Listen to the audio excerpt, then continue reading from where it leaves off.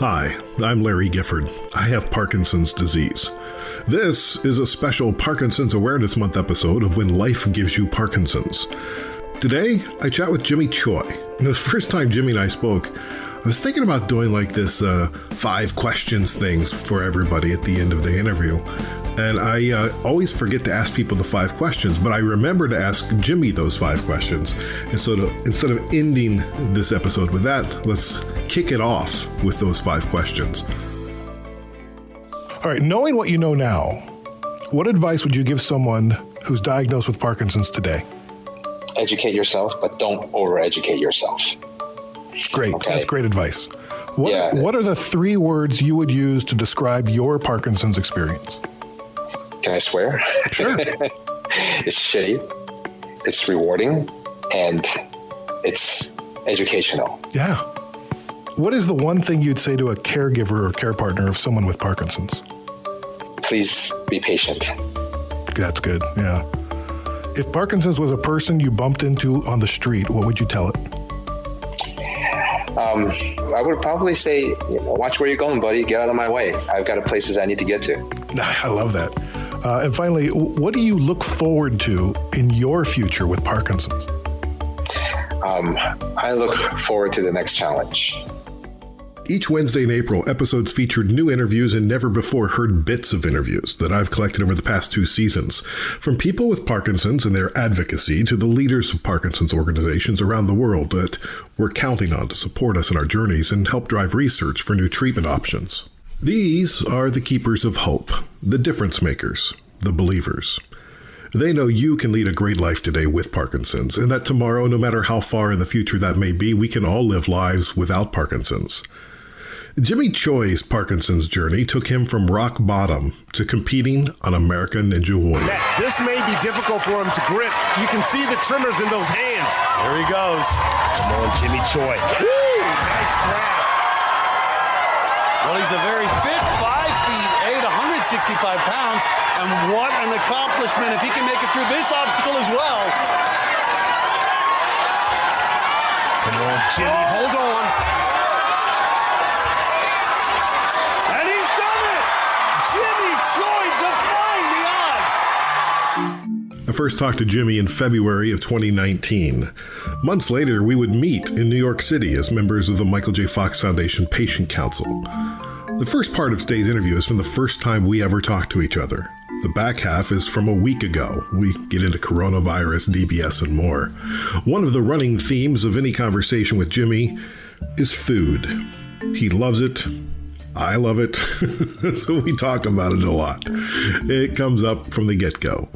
Jimmy Choi, welcome to When Life Gives You Parkinson's podcast. How you doing? I'm doing well. Hey, Larry, how are you? I'm supposed to ask you about chocolate cake made with mayonnaise.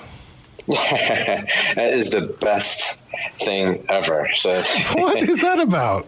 So there's a chocolate cake here in the Chicago area made by a company called Portillo's, and their secret ingredient for years has been adding a cup of mayonnaise into their mix, and it keeps it moist. And it's very, very good. Jonathan Mackin sends his regards. Yeah, I figured that was him. He says you're quite the foodie. Well, I love to eat, that's for sure. Don't we all, right? Yeah, exactly. I joke all the time. I say, all this exercise I keep claiming is to make myself better as a Parkinson's patient, but it really is just to eat. Oh, so I got to exercise. I can't just do the eating part. Yes, exactly.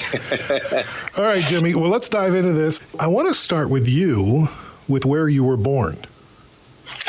So I always joke about this. I said, just like everything in the 70s, I was made in Taiwan. My son was born in Taiwan. Oh, really? Yeah, he was born in Tainan.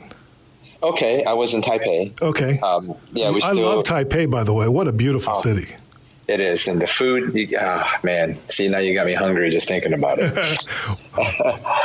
What's your favorite food there? Mine's the spicy beef noodle soup. Oh, you know what? That's always a go-to. But you know what? I love stinky tofu. Oh, yeah. Well, not too stinky, but I've had the stinky tofu. I've been to the Shilin Night Market. Yes. And I loved it. I mean, what the turnip cakes there were amazing. Yep, the oyster pancakes are great as well. But I'm a sucker for good stinky tofu and the fried ones. What do you remember about your time in Taiwan as a kid? I mean, the things that you remember as a kid is so different, right? Because everything was so big back then. But then when you go back and you're like, holy crap, I lived in this tiny little apartment in here with my two brothers and my parents and my grandmother. My best memories of living in Taiwan is really just how accessible everything is. If we wanted to go to the supermarket, we just walked downstairs. And if we wanted to go, have a snack or go play with our friends, we ran amok in the apartment complex, from door to door, and there were essentially no rules, for how we played, versus when I came to the U.S. and I was just about 10 years old, and if I wanted to go to the store, we had to get in a car, and so we couldn't go anywhere unless someone was there to drive us. If we wanted to go to our friend's house, we couldn't go without supervision because you have to walk or bike, quite the distance to get there. It was a big culture shock for me. The move from Taiwan to the U.S. was back in 1985. Jimmy's grandparents were there already. I asked him what his parents were like back then. My dad is probably the hardest working person I've ever known. All throughout my childhood, I remember him, working his tail off to provide for us, to provide the best that he can, even though, now that hindsight is always 20/20, and now that I'm grown, I realize a lot of the sacrifices that he's made to provide us with things and opportunities that we took advantage of, and we didn't necessarily realize at the time, just how much he was sacrificing for us. And my mom, growing up, she was stay at home. She took great care of us. She taught us the essentials like cooking. I like to think that I'm a pretty good cook today because of her and her upbringing. But then when we moved to the U.S., we started from scratch, and she went from being a stay-at-home mom to a self-made, career woman. So both of them made huge sacrifices, and even to this day, my parents are semi-retired, but the help that they provide, not only with me and in my daily struggles living with Parkinson's, but just the love that they show my kids, my nephews, my nieces. I'm finally able to see them, be free and play with their grandkids, and it makes me happy to see them in this, but also makes me a little bit sad that they worked so hard to provide for me and my brothers that they didn't get to enjoy, life as younger adults. After they moved to the U.S., Jimmy's dad soon started his own restaurant point-of-sales company selling computer systems for restaurants. In 1985, no one had ever heard of computers in restaurants. This was gutsy, risky, bold, very Ninja Warrior-like. His mom, the bookkeeper of the family business. What did you want to be when you were growing up? I wanted to be a lawyer when I grew up. Did you have like a little briefcase when you were 10 years old? I didn't have a briefcase, but talking to my grandfather at the time, he's like, the way you talk, the way you debate with your brothers and other family members and friends, you'd be a really good lawyer. And so, and I take my grandfather's advice and also his teachings seriously. So that's what I did. I convinced myself that I wanted to be a lawyer when I grew up. Now, that all changed when I went into high school and realized how much work it took to become a lawyer. And So you lost your drive for the law in high school. What did you find in high school? Well, I found my wife.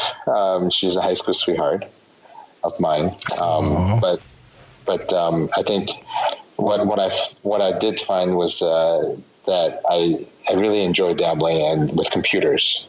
My brothers and I, we were I guess you can consider back in the 80s, the Commodore 64 kids, right? And the Apple IIe kids. I was right there with you. Yeah. So that was my first computer, and it just didn't end from there. And then when my dad started his company, of course, providing computer systems for restaurants, we had access to a lot of the early IBM XT machines and AT machines that the other kids didn't have access to because of the nature of my dad's business. I studied finance and computer programming. And then I've been in the IT industry ever since. Let's go back to your sweetheart. Tell me about Cheryl. We were a part of a group of friends. When I was a senior, I finally mustered enough courage to ask her out on a date. I spent a good part of my 4 years at Purdue University driving on the weekends 2 hours over to University of Illinois to see her. And we kept that up all the way through college. And we ultimately got married in the year 2000. And you have 2 kids? Karina, who's 11, and Mason, who is 9 years old. Fatherhood's pretty special, isn't it? It really is. It changes a person. I think I wouldn't be where I am without my kids. They both play a huge part in how I live today with Parkinson's versus how I would have or how I did live before we had kids. I was diagnosed prior to having children. When were you diagnosed? I was 27 years old. It was 2003. I was diagnosed, and really I didn't even think anything was wrong because all of the, at the time, minor symptoms that I was feeling could be explained away with everyday life. Sure. So let's walk through those. What were some of those symptoms? So, minor twitches and tremors, right? They come and go, and sometimes they stuck around. And it's usually during times of higher stress, right? So I would just think that, it was in the middle of the dot-com boom. I was a programmer at the time for Microsoft, and it's just a lot of pressure on somebody who was as young as I was, I thought, at the time, to be working so many hours. And I just thought it was stress. So why go to the doctor if you didn't think anything of it? I didn't. Oh. I didn't go to the doctor. I went out and bought life insurance, and it was during the physical examination of a routine life insurance checkup that the nurse that came and did my physical, she told me that she worked in a neurologist's office. And she's like, look, she never mentions the word Parkinson's. She never even given an indication of what a diagnosis might be. She said, look, I just want to encourage you to talk to your general practitioner about the things that we talked about today, about your movement, about these things that you're feeling that you thought was nothing. So lo and behold, months later, after talking to my doctor and referrals after referrals after referrals, I found myself sitting in the neurologist's office, head down, in disbelief as I was being told that I had Parkinson's. Take me into that room. I think shock is the best way that I can describe it. I was so sure that nothing was wrong. And up until this point, I was so sure that it was stress. It was playing a lot of golf that caused the rigidity and the stiffness that I was feeling. I was so sure that they're going to tell me that, hey, you know what, just take it easy for a little bit. Go take a vacation. You're going to be fine. I was not expecting Parkinson's. It was the furthest word from my mind to be expecting, and it was just shock and disbelief at the diagnosis. I mean, how could it be? Are you sure? And I think I even swore at my doctor. And I'm like, you're effing crazy, right? Because for me, what I knew about Parkinson's was it is an old person's disease. There's no way a person who's 27 years old can possibly have it. So I think I went directly into denial. Who did you tell first? Nobody, not even my wife.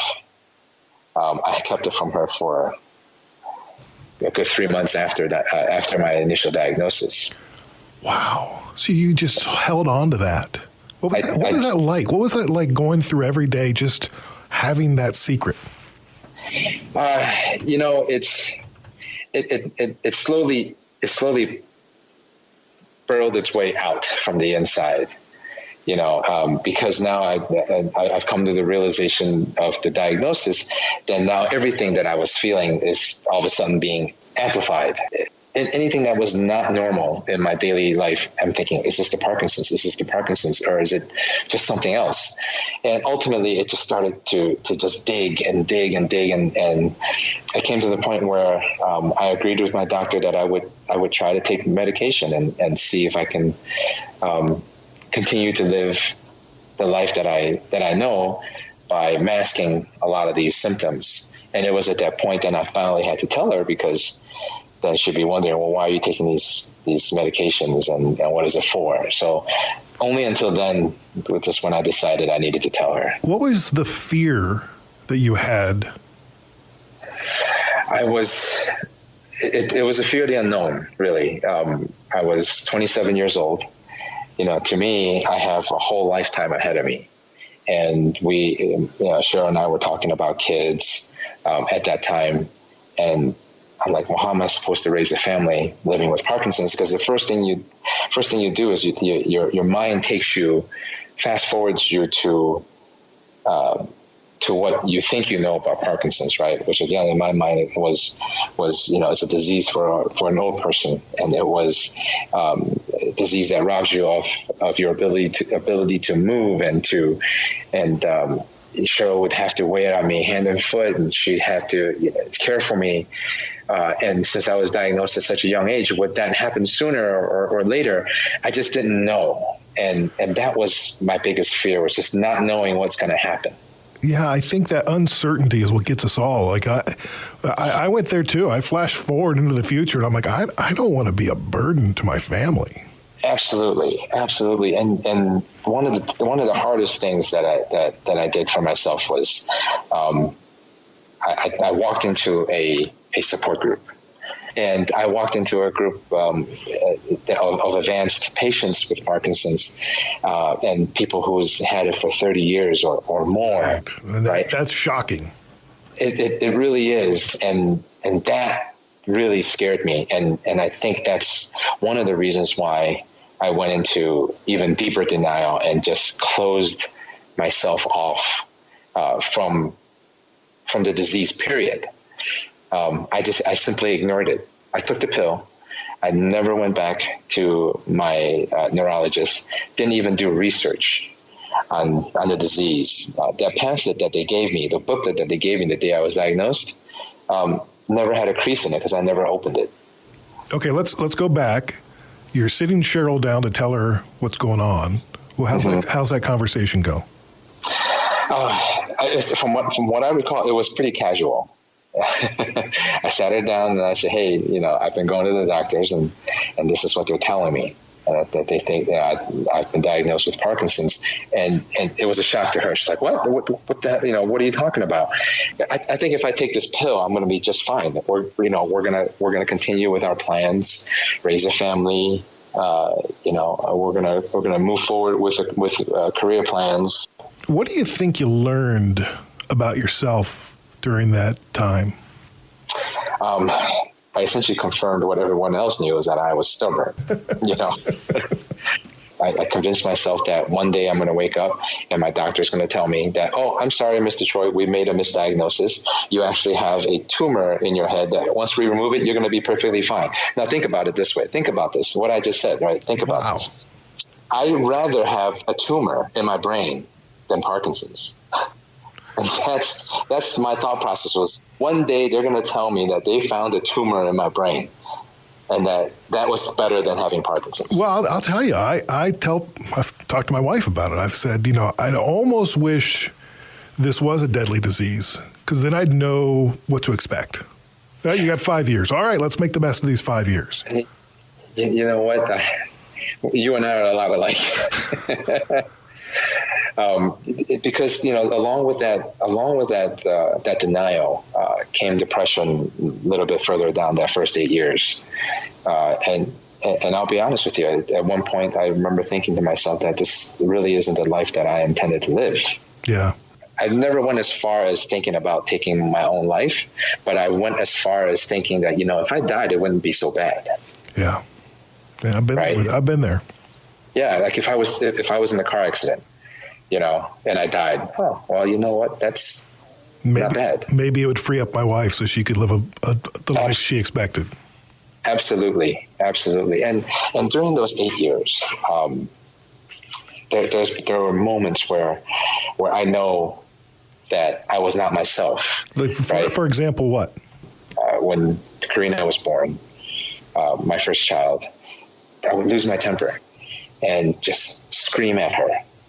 And I could see myself standing over her, just screaming. And just imagine a 30-something-year-old man standing over an 18-month child and just screaming at the top of my lungs.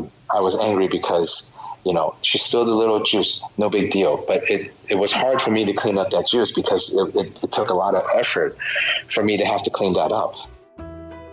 Jimmy gained a lot of weight during those 8 years. He was inactive, inattentive, started walking with a cane. He admits he wasn't a very engaged husband or father. I was walking down the stairs with my then 8-month-old son. His name is Mason, and we fell down the stairs. What?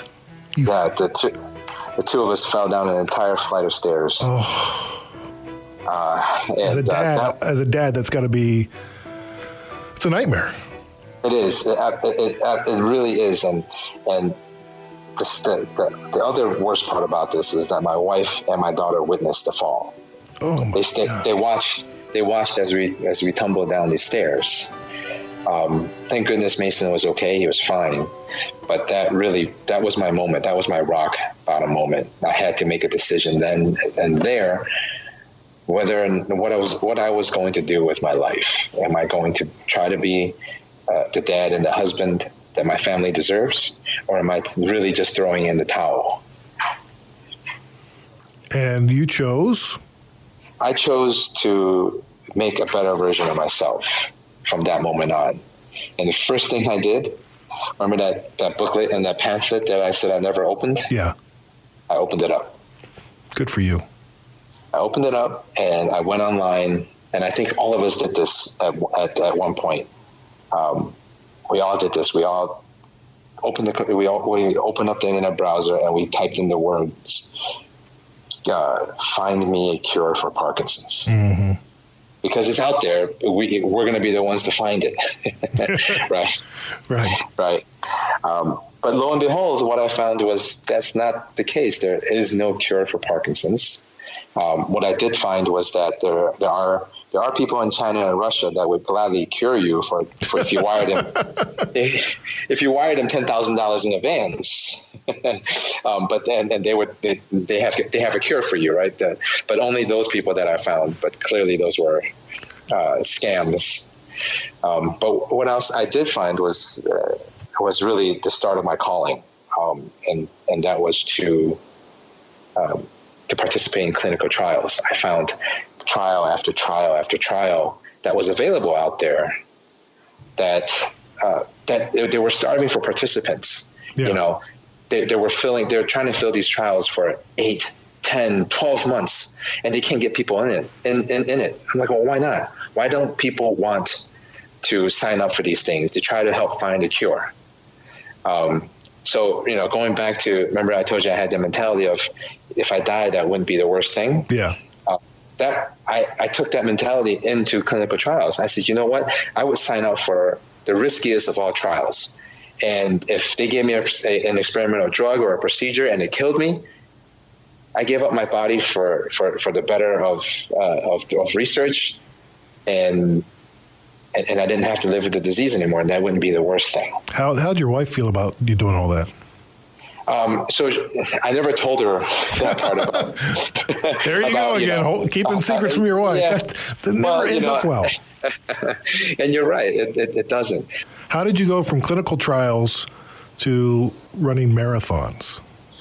One thing that I noticed in participating in all these trials is that there's always some physical component to a trial, whether it's part of a questionnaire. Do you exercise? How much do you exercise? What type of exercise do you do? To taking part in clinical trials that actually had physical components to it, like a stationary bike study, or that I took part in, or a forced exercise program that I took part in. What I realized is that the more I did, the better I felt. I just started walking around the block, with my family. And then when I built more confidence in the way that I moved, I leave the cane at home and see how far I can get before I would need it. And next thing you know, that one block became 2 blocks, that 2 blocks became 3. And then we were up to a mile, and then I was like, hey, what I wonder what happens if I start jogging a little bit. I set simple, obtainable goals for myself. So I said to myself, you know what? Let's run a 5K first. So I set my goals to train for a 5K and run for a 5K. How did it feel when you completed the 5K? Oh, it felt like I won the gold medal in an Olympic event. Awesome. Because it was the first time I had ever completed a run of that distance. And what I realized that as I was training for this, I would share my training experiences with my close friends, and they would all be very supportive. It removed that, what I always call the elephant in the room, the Parkinson's elephant in the room. Hey man, how's it going? Right? Yeah, things are fine. There's no more of that. Right? Now they know that I have Parkinson's. They come in, they ask the questions, hey, how is exercise going? How is it helping you? And then after that, we start talking to each other like they talk to me like I'm Jimmy again. When you can drop all the BS and stop lying to them about how you feel, and you can be honest, how does that impact you personally? Oh, it's like a weight that's been lifted off of your shoulders, because you're no longer hiding, right? You don't have to. We talked about sitting on your hands. We talked about sticking your hands in your pocket and crossing your legs, and you don't have to do that anymore. You can be yourself. You can let loose, and that releases the tension. That releases the stress. People are generally good people, right? And if you share your experiences, if they're your true friends, your family members, they're going to be there to support you. And those are the people that you want close to you. You need the positivity. You need the support that you would get from those who are willing to hang out with you, regardless of what condition you have. So the 5K turned into 100 half marathons or more, 15 marathons, an ultra marathon, raised over $250,000 for charity. The first thing that I want people to understand is that it didn't come overnight, right? My first 5K was April of 2012, but it's because I kept putting one foot in front of the other. I wanted to make today better than yesterday, whether or not it's just one more step that I was taking today. It just had to be more than yesterday. At least that's my goal. Many times, more often than not, I fail that goal, right? But my mentality is to come back the next day and try again. How's Cheryl adapting to being a care partner? She is my greatest cheerleader, and I think she has taken on the role like a champ. And I heard her talking about this with other people, that the tendency for caregivers is to help their partner with everything, right? Oh, here, let me cut that steak for you, or here, let me help you tie your shoes, or let me help you do this and that. But Cheryl's attitude is, you know what? Jimmy's a big boy. Let him try it. Let him fail, and let him ask for help, okay? Because if I didn't try things for myself, again, going back to the attitude of, if I didn't try for myself, how do I really know that I can't do it if I don't try for myself? Okay, what secret are you keeping from her today? I'm not keeping any secrets from her today. For all of my activities is an open book for her. My treatment plans is an open book. everything we do together. Since our first chat, Jimmy's retired from his job. He was this close from getting DBS surgery, and his daughter Karina appeared on American Ninja Warrior Jr. I caught up with him recently, and he answered questions for my son Henry, who's a big fan of Ninja Warrior and Jimmy Choi, and has been honing his ninja skills at the Momentum Ninja Training Center in Port Coquitlam, British Columbia. Yeah, what you got? Fire away. How do you do the spider wall? The spider wall? Yeah. So when you get in there, here, let me stand up. When you actually get into that wall, you want to make sure your hands are actually facing down.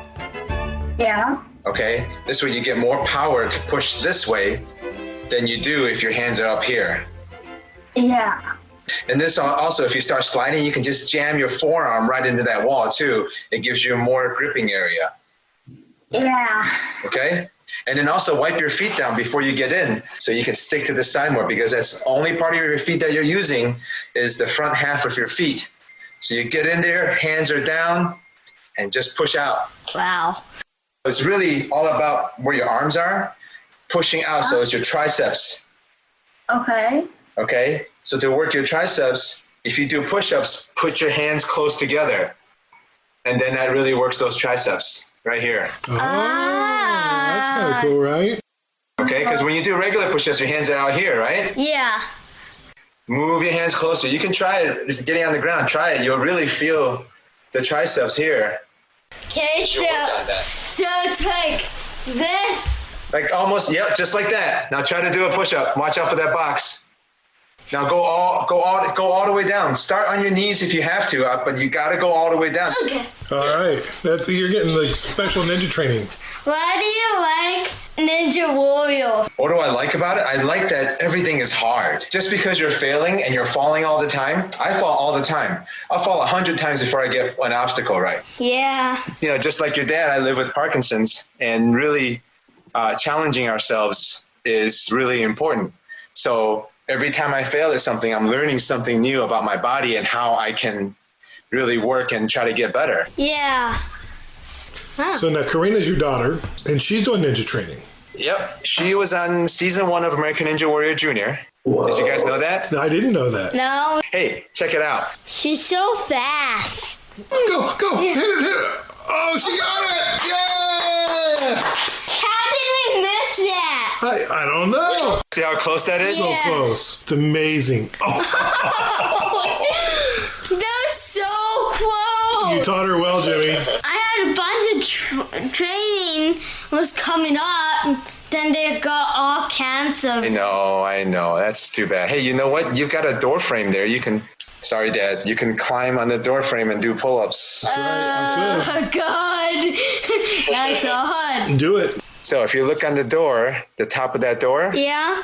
you go reach up in the top, you do pull-ups on top of the door. Can you do that? Oh, he's strong. It takes a lot of finger strength, okay? So I would put some pillows down before you try it, or Larry, help him up a little bit. Oh, no. I'm going to let him fall. Here you go. Come here. I need to get some pillows. Oh, I'll spot you. And I'll pull up. It takes a lot of finger strength, Okay, he is strong. Yeah, he is. So who do you think Henry would win if Jimmy and I went head-to-head in Ninja Warrior? I say probably Jimmy Choi. Probably Jimmy Choi. You're the best. Oh, thank you. And now it's my turn to catch up with Jimmy. I started with his experience preparing for deep brain stimulation. How did you make the decision when you were going down the DBS route? How did you make the decision to get it done? Was it easy? No, it wasn't. In fact, it was probably 3 years in the making. When I started becoming really dyskinetic, and I remember it was actually back in like 2016, 2017, I was still running a lot of marathons. Dystonia was kicking in bad every time I ran a marathon. When I started Ninja Warrior training, I just couldn't keep my body still, and it was absolutely impossible to do precision obstacles. Later, I realized that I need to take more medicine. I need to take more meds, and it's just going to make the dyskinesia worse. My times where I'm actually really able to perform is dwindling. Every year is dwindling. because now when you take medication, there's that period of dyskinesia until your synthetic dopamine wears enough where you're stable, right? But then you get that window between stable and off. It's smaller and smaller. And that was really the driving decision for me to really look into DBS. What's the rigidity feel like for you? When rigidity hits, my range of motion is diminished by, I would say, at least 60%. It starts shuffling and really start to drag because you're not bending your knees. You're not picking up your hips. Your hip flexors aren't moving. Your entire leg it's just not picking up off the ground. And the only option you have then is just to slide that entire leg. Slide that foot. You just drag it along with you. That's the only option you have, right? Last I saw you were like days away from DBS, and then it didn't happen. What happened? Yeah, I was scheduled for DBS last September. So September of 2019, I was scheduled for DBS.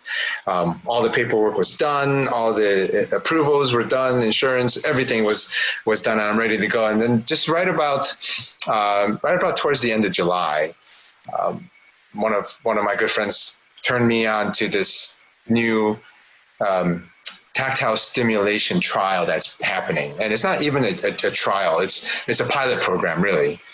And this is run out of Stanford in California by Dr. Peter Tass. Him and his team over there have this external electrical stimulator that basically is supposed to mimic the effects of deep brain stimulation, except on a much lower frequency and a much lower voltage. Okay, so it's to the point where they deliver it from outside of the body. So it's non-invasive. And how do they do it? It's like magic gloves, right? Yeah, so we put on these gloves and all this, the stimulation, goes through the hands. And just like any type of experimental treatment, there's good and bad to it, right? The good thing is I happen to experience a lot of benefits from it in terms of my symptoms, my overall movement, my brain to muscle connection. A lot of that has improved. In fact, my right leg has not tremored since last August. I mean, that's gone. It hasn't moved on its own since last August. How do you use them? How often? How long? This is the downside, because you got to put these gloves on, and they are pretty gnarly in terms of their size and the comfort level when you put them on, and you have to wear them for 4 hours a day. Whoa. Yeah. So here's the trade-off, right? And 4 hours a day, some people are doing it while they're asleep. Some people are doing it when they're awake only. I do it typically when I'm awake. And because I mentioned I've been retired now, I have a lot of time at home. When the kids were off at school, I had time to sit there and just do it. If you have constipation, you could just do it while you're on the toilet. Yeah, absolutely. And when I'm flying, I just put it on and I'm on the airplane and I'll do it. Remember when we used to be able to fly? Yeah. How long ago was that? Yeah. So, so since when I left work, I became a full-time motivational speaker. And in times like this, motivational speakers don't have a lot of work, right? Well, you're still motivating people. You've got the videos going on. You've got exercise classes. How can people join you with your exercise class? So they can just go on JC Fox Ninja on Instagram or on Facebook, and you'll be able to find that link to the Zoom and just click on it, and off they go. 5 p.m. Central Time every Monday, Wednesday, Friday. Now, you're 17 years since your Parkinson's diagnosis. Can you believe that? 17 years. That's correct. What do you know now that you wish you knew then? Oh, geez. Everything. Of course, had I known then that how therapeutic exercise is, and how really mentally healing having a really close inner circle is when it comes to support and when it comes to people that you share information with that are like-minded, okay? Having that as a support system, as that inner circle, is probably right up there with exercise for me. You can't have one without the other, for me at least, right? Exercise is going to help you move better, but you're not going to have the motivation to do the exercise if you don't have that support system that surrounds you. You know, I mean, you asked the question about COVID-19 and how we're all dealing with during this pandemic. I don't think I would be able to keep myself motivated to exercise and work out every day, sitting at home with everybody in the house, and not being able to go to the gym if there weren't other people out there pushing me and say, hey, Jimmy, what are you doing today in terms of exercise? What are we going to do today? And that's the key there is what are we going to do today, right? It's not just me or you. It's what are we going to do? Well, let's go out there and kick some ass. That's what we're going to do. Yeah, what I like to do, I like to log on to your exercise class and then log on to Tim Haig's exercise class and just do the warm-up. But hey, we all got to start somewhere, right? And let's be honest. Some of these warm-ups aren't warm-ups. They are exercise circuits in their own. Yeah, I know. I was going to talk to you about that. Can you just keep it a warm-up? I just respect the hell out of you and everything you're doing. Keep doing what you're doing. You're really inspiring the whole community. Thank you, man. I really appreciate that. I put a lot of these videos out, and everybody, I think everybody understands now that I get about a few hours a day where I'm really moving at my top percent, top shape, and I just take that opportunity to make these videos. Okay, yeah, I love to share them, and they're kind of show offy, right? But who cares, right?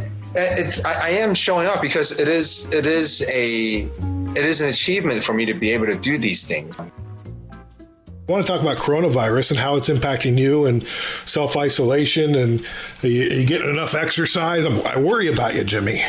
No, I mean, as far as the coronavirus is concerned, being home is no different for me, at least for the past year. So I'm fortunate from the sense where I'm actually used to being home.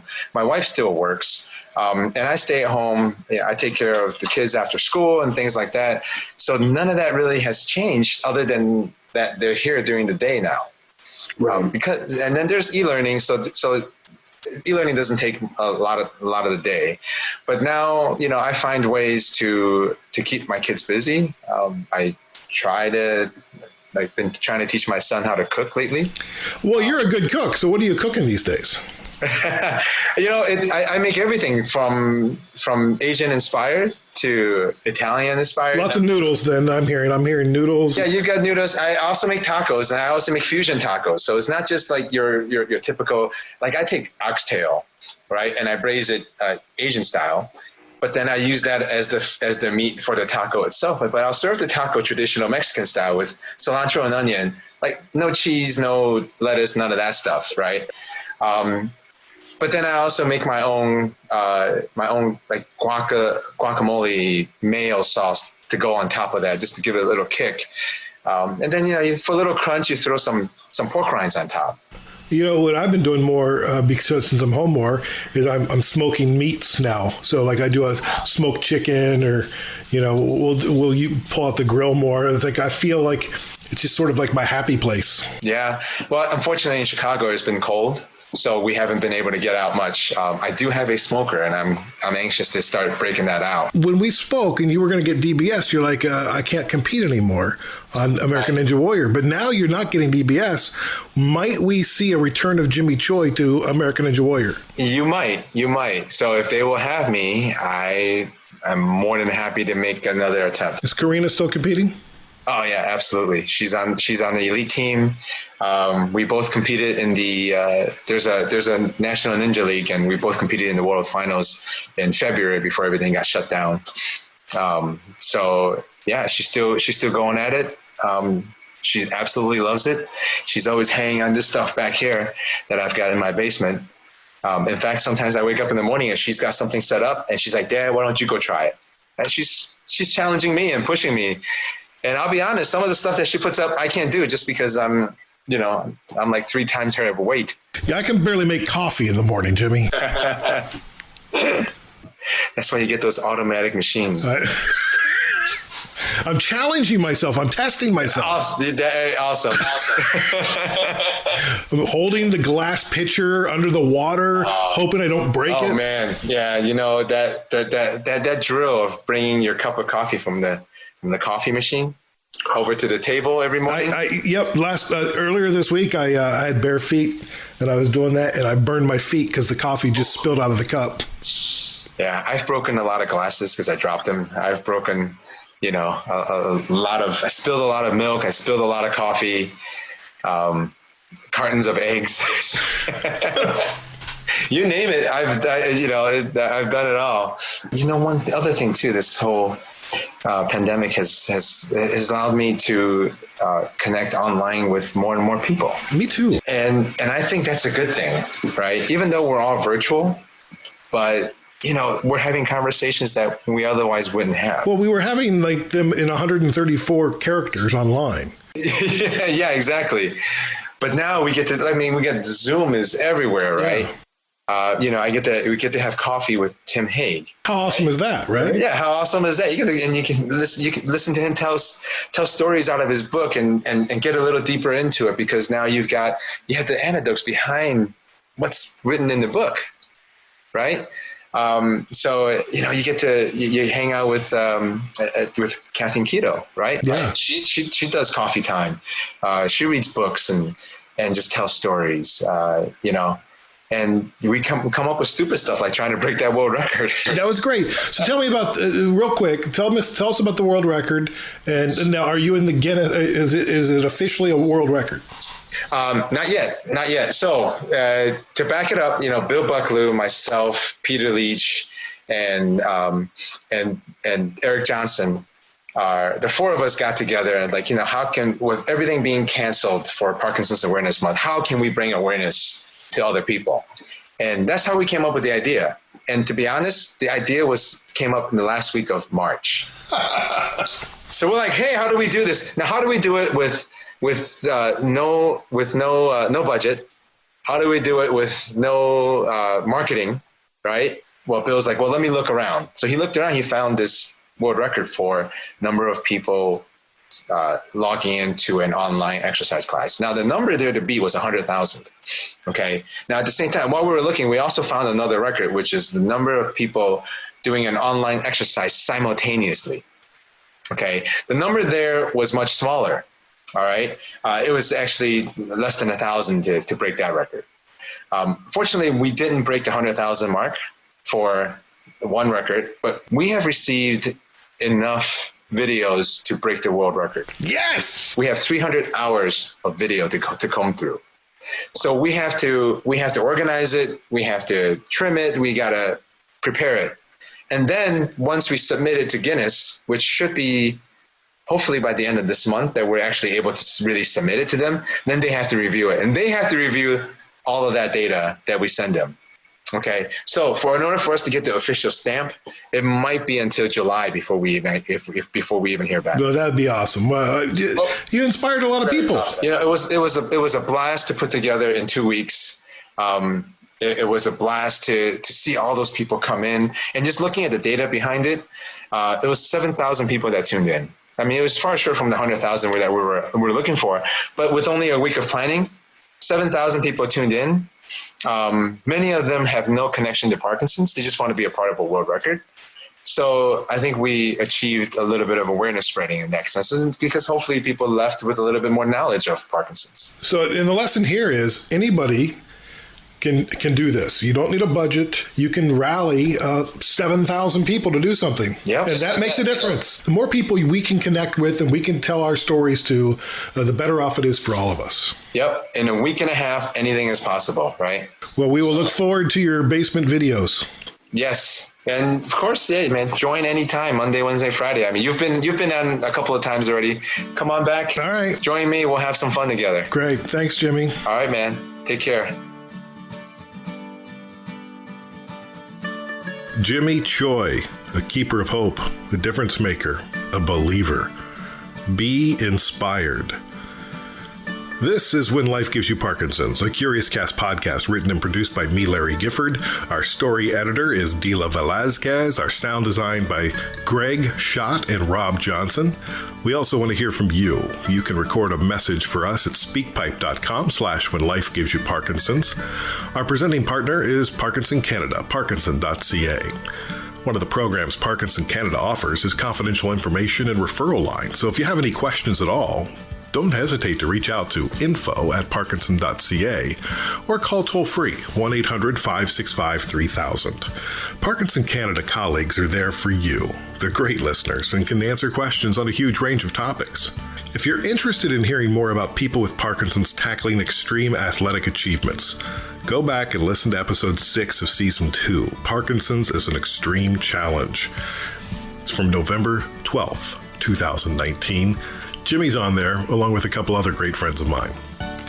My thanks this week to Jimmy Choi and to Henry Gifford and to you for listening. Thanks! I think Jimmy Choi's the best, and he's the best because he trains me sometimes. Bye, everybody! Special thanks to our promotional partners, Spotlight YOPD, the only organization in the world with the singular focus of raising awareness of young onset Parkinson's disease. You can find out more about it at spotlightyopd.org. In the U.S., Parkinson's IQ Plus U. This is a free series of Parkinson's events from the Michael J. Fox Foundation to educate and empower people with Parkinson's and their partners. So now these events have been postponed due to COVID-19. We're doing some of it online. Last week, I was the host of a webinar around telemedicine with Dr. Ray Dorsey and Dr. Jamie Martin. It's great. 1,500 people showed up. It's free. You can still get it. Go to michaeljfox.org. Interested in learning more about Parkinson's and connecting to the community? I encourage you to save the date for the 6th World Parkinson Congress, also known as the WPC 2022, to be held June 7th to 10th in Barcelona, Spain in 2022. We should be able to travel by then. Good Lord. It's the only totally inclusive scientific conference which opens its doors to people with Parkinson's and their families. We'll be there, Rebecca, Henry, and I. You should come join us. Come on. Make plans now. Learn more at WPC2022.org. Thank you for listening. Please take a moment to subscribe to this podcast on Apple Podcasts, Spotify, CastBox, wherever you listen to podcasts. While you're there, give the show a 5-star rating. Please share in the comments why you like the podcast. And if there's a specific episode that really resonates with you, can I ask a favor? Can you go to that episode and share it with your social media or email it to your friends? Share this stuff. Use this as inspiration. So maybe you want to send it to your family because it's representative of something that you're feeling but you can't explain, so they can listen to it and then you can talk about it. I want people to share the pod. Please. On the next episode, Rebecca and I, just the two of us, will catch up with you on our Parkinson's journey. If you've got any questions for us, please reach out. On social media, it's at Parkinson's Pod on Facebook, Twitter, and Instagram. You can also email us, parkinsonspod@curiouscast.ca. Make sure you wash your hands, stay sanitary. Happy coronavirus! It's a fun sound, but have fun staying inside with your parents. Keep positive. Keep positive. Keep listening. Keep exercising. We'll talk to you next time. Talk to you next time. Love everybody.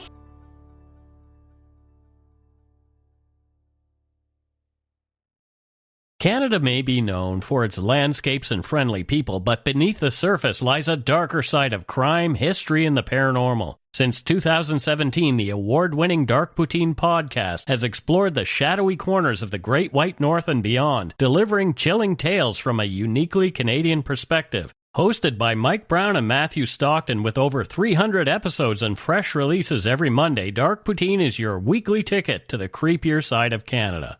Listen to Dark Poutine on Apple, Spotify, Amazon Music, or wherever you get your podcasts.